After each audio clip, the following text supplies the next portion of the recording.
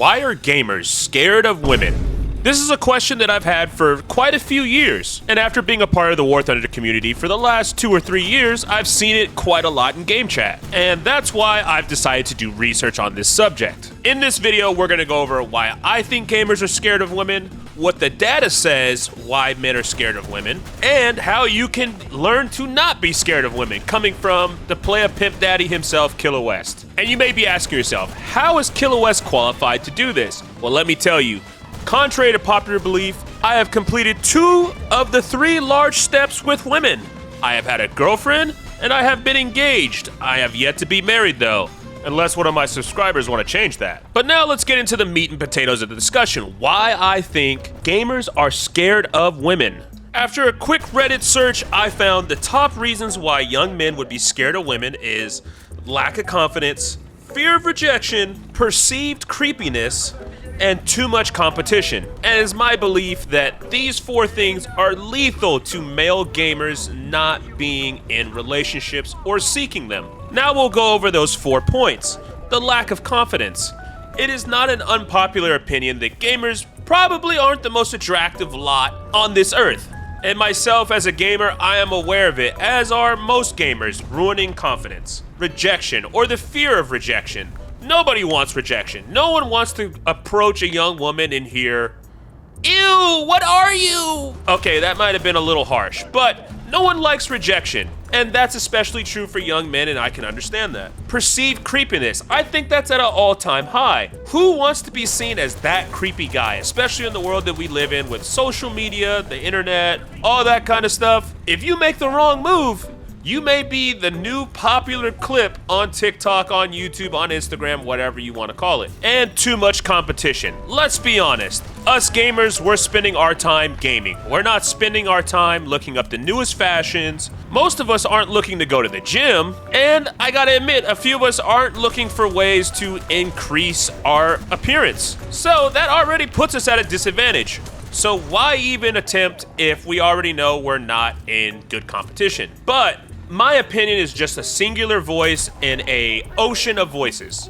What's important to do is to look at the numbers and look at the studies. And to meet that criteria, I have looked up multiple different academic journals that I will also have linked down below if you'd like to take the time to read them or learn more about the studies, because they were honestly pretty interesting. But for the purposes of this video, I am going to summarize what they had to say. The first article we'll be using is Fear of Relationship Commitment and Singlehood. They surveyed many young people and found the following. 3 in 10 adults were single, meaning they were not married, living with a partner, or in a committed romantic relationship. And what does this mean for gamers? They probably make up the 3 out of those 10 adults. But in all seriousness, this wasn't as high a number as I thought it would be. Another portion of the study found that flirting skills that were poor were associated with a higher probability of being single. Shocker. And that was by 4%. But on the bright side, what this study did find was that people or young adults that were more agreeable were more likely to get into a relationship. One of the more shocking facts that I found is participants who scored low in flirting capacity to perceive signals of interest, and mating effort were more likely to be involuntary single than in an intimate relationship and experience longer spells of singlehood. This basically confirmed things said in the last study, that flirting and being able to perceive the signals of flirting and understanding signals coming from the person that you are trying to flirt with would lead to a higher probability of you finding a partner or having a romantic relationship. Another interesting part of this article was choosiness had also a significant effect, but only on voluntary singlehood, with high scorers being more likely to prefer to be single than low scorers. In short, some of y'all motherfuckers are just too goddamn choosy. You cannot have a Navy SEAL, doctor, astronaut as your boyfriend or girlfriend. It's just not gonna work. But in all seriousness, some people are so picky that they rather be single than even entertain the idea of dating someone that's not in their realm of what they think the perfect partner is. And how that translates over to gaming, some gamers, I'm assuming, would feel like they would want to date someone that doesn't game, which I can understand, but could also be hampering them. And the last part from this article that I found interesting was, from those who are single, almost half are involuntarily so, meaning that they want to have a partner, but they face difficulties in attracting one. At face value, this is interesting, but thinking about it in another perspective, half are involuntarily single, but the other half are choosing to stay single. And that's important to understand the reasoning behind that. Now, do I have an answer for you? No. I'm just interpreting the data and the studies that I came across. And lastly, to wrap this up, we're gonna look at some data sets. This data comes from an article called "Nearly Half of US Adults Say Dating Has Gotten Harder for Most People in the Last 10 Years." Okay, so this chart shows half of singles are not looking to date, with 50% showing they are not looking for a committed relationship or casual dates. This coincides with the last article saying 50% wanted to date and 50% were not looking for dates. Now, this data came across as more interesting for me. Most single people don't feel a lot of pressure to find a partner. Now, this study was done in 2019, but as you can see, mostly half of these people feel no pressure from friends, family members, or society to be in a relationship. Now, what do we take away from all this data? It further confirms that the ideas that I shared earlier in the video. Now, I have to say, I'm 30 years old. Damn. I'm out of the dating game for the most part. And I think it's very interesting to see the difference between when I was dating in the early 2010s to mid 2010s versus now in the 2020s. Me and a lot of my friends even talk about this and say, I don't know how these guys are doing it because it seems so much worse now. And this segues into what would I do if I had to date in today's atmosphere? And more importantly, for the gamers watching this video, how could I help you become better at dating, better at flirting, and find a partner? But before I get into the actual advice, I thought these were prerequisites, but I have been informed they are not. You will indeed have to take a shower, gamers. Yes, I am very sorry to tell you that women like people that don't smell like butt cheese, okay? You have to take a shower. Your oily hair is not part of your charm. It is just disgusting. The way that you smell like hot Cheetos and hot dog water is not attractive. And I know for a fact somebody's sitting back saying he didn't say brush teeth. Yes, please brush your teeth and your tongue, your halitosis, your disgusting, inspiring breath is a problem. Okay, back to the major points. You definitely have to work on your confidence. Women are like animals. Don't cancel me for that. They can smell fear, and when you're nervous, they know it. And that being said, I think it's important to become more confident and more accepting of yourself. And that being said, Kila, you just told me be more confident. How do I get to be more confident? And that's not as simple. You have to find that for yourself. For me, it was performing things that I could be confident about. For example, going to the gym, working on myself, reading up about how to be a more likable person. Those things made me more confident and made it easier for me to communicate with women. Rejection. We're all scared of rejection. I'm scared of rejection, but this can be beaten. And as a gamer, I don't know how a lot of us are so scared of rejection. We get rejected all the time, and by society as a whole.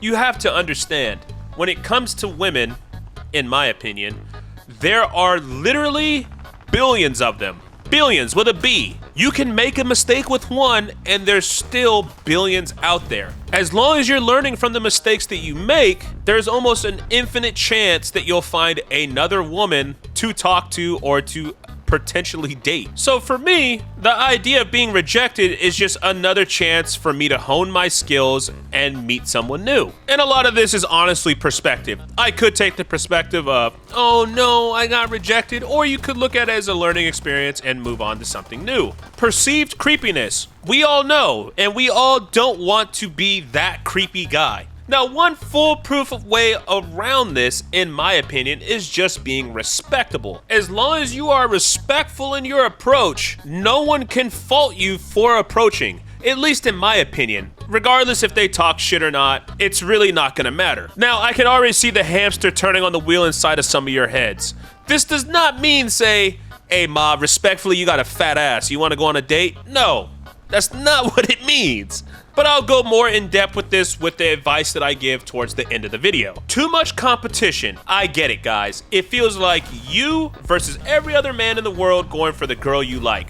But I promise you it's not like that. And even if it was, so what? Regardless of the game that you like to play, There are so many people that are better than you at that game.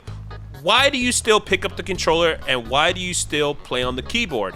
Because it's what you want to do. And the sooner that you decide that dating is something that you want to do, the easier it'll be. We've already seen that 50% of the people that are single wish they weren't. And not gonna lie, dude, I probably should have wrote a script for this. I'm kind of just going off the cuff with this, so don't be too mad at me. And now we'll close out the video with my advice on how I would get a date and how I've gotten dates in the past. And one of the hardest parts, in my opinion, is that initial contact. That first contact you make with a person, assuming that they're not a classmate or somebody that works at your job or anything like that. But even if they are, this one really phrase will work for you. And this comes back to what I was saying earlier. Be respectful. Do not be that guy that, just comes off like an asshole. You simply have to say, hi, insert name here. I think, insert compliment. I was wondering if you'd like to go out on a date sometime, possibly to get coffee. Is that something that would interest you? Now that's just the template. Altogether, this is what it would look like. Hi, my name is Paul. I saw you from across the way. You look absolutely stunning. I love the way you did your makeup today. I was just curious if you would be interested on going on a date with me, possibly to get coffee, maybe some late lunch. Is that something that interests you? It's that simple. And the reason that I use this approach is because it gets rid of the friend zone and all the other BS that's around it. Now, obviously, I gave you the template, and in my final version, there was a little bit more in it, right? The key is to customize it to the person that you're talking to. That's gonna take a little bit of effort. Sorry. But again, like I said, this takes you completely out of the equation of being a friend. And that's what you want, in my opinion. There should not be room for you to slide in as a friend. You make your intentions known right away, and if they're not interested, they're not interested. But if they are, at least you came off with a sense of confidence. And some of you may be thinking, well, if I'm her friend first, that'll do better in the long run. No, wrong. At least in my experience. Being a woman's friend forever labels you that friend. And you don't really want to do that if you're romantically trying to be with them. And this way also eliminates all that time that you'd be becoming their friend, learning new things about them, just to find out that she doesn't see you the same way. In my method, it's just about maximizing your time and making sure that you're not wasting your time. And obviously, this isn't going to be an exhaustive guide on how to get a girl, but if you do want that guide, let me know down below. But in most cases, it should just be, approaching someone saying, hey, I think you're very pretty. I would like to take you on a date sometime. Is that something you'd be interested in? It's that simple. And if they say no, so what? Who cares? If they say yes, you win. Then you have to start figuring out what you're going to do for the date, but that's a whole nother thing. Oh, and before I forget, this is probably the biggest part, and I can't believe I almost forgot it. Pick the girl that picks you. And I know that may seem a little complicated, but let me explain. In life or in dating, we all have that girl that we wish we could have. And a lot of us have that girl that we wish didn't like us. But I guarantee you, I can almost guarantee you with 100% that the girl that likes you is gonna treat you 1,000 times better than the girl that you want. For example, you may want the cheer captain so bad, but your science partner, who's just not as good looking or may not be as cute, likes you, but I guarantee you that science partner is probably gonna treat you 1,000,000 times better than the cheer captain. The cheer captain, she can have whoever she wants, and she knows that. But the science partner that likes you, she likes you for you. And I 100% say go with that. In my lifetime, I've chased a lot of women. You can call me a flirt, you can call me a player, you can call me whatever. But I have never known love and appreciation like I've known from the girls that chased me. The girls that chased me always treated me better in the long run than the girls that I chased. But that's mostly the advice that I have for you guys. Just be genuine, just be respectful, and try. Put yourself out there. Yeah, you may get rejected here and there. I've definitely had my handful of rejections. Not even handfuls, bucket loads of rejections. But at the end of the day, who cares?